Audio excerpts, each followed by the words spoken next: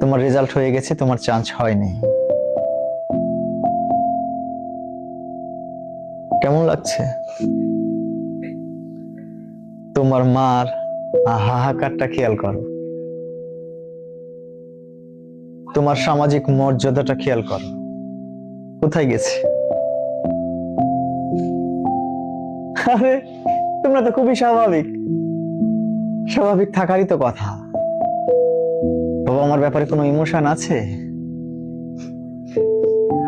থাকবে কেন? বাবা তো কখনো বুঝতেই দেয়নি,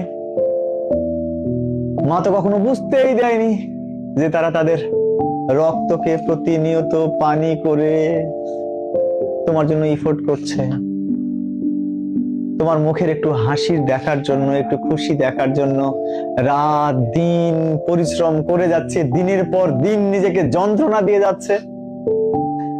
বারবার রিকোয়েস্ট করেছে, মিনতি করেছে যে তোমার পড়া দরকার, তোমাকে সিরিয়াস হওয়া দরকার।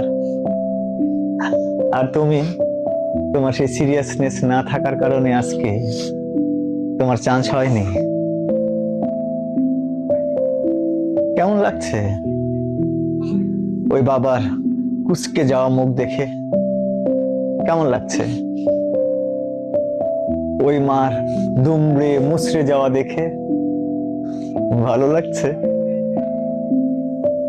ভালো তো লাগার কথা। তোমরা তো খুব ইজি,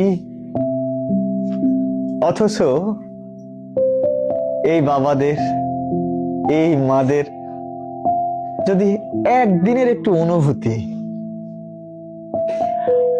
গতকাল একজন গল্প করছিল যে একজনকে দেখে 3 তলাতে ইট উঠাচ্ছে একটা ভদ্রলোক,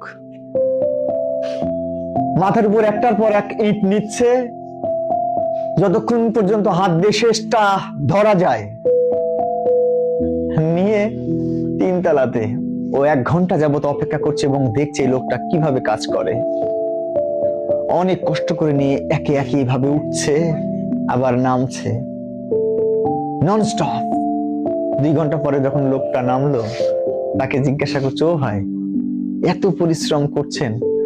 লোকটা ধুলাবালি মাখা রুমাল দিয়ে, গামছা দিয়ে চোখ মুখ মুছতে মুছতে বলতেছে, ভাই এগুলো করছি আমার ছেলে মেয়ের জন্য, ওরা শহরে আছে, বিশ্ববিদ্যালয়, মেডিকেল, নার্সিং অ্যাডমিশন দেওয়ার জন্য শহরে আছে, ওদের জন্য টাকা জোগান দেওয়ার জন্য। আমার মেয়ে যখন আমাকে বলে যে বাবা আমি খুব সিরিয়াসলি পড়ছি,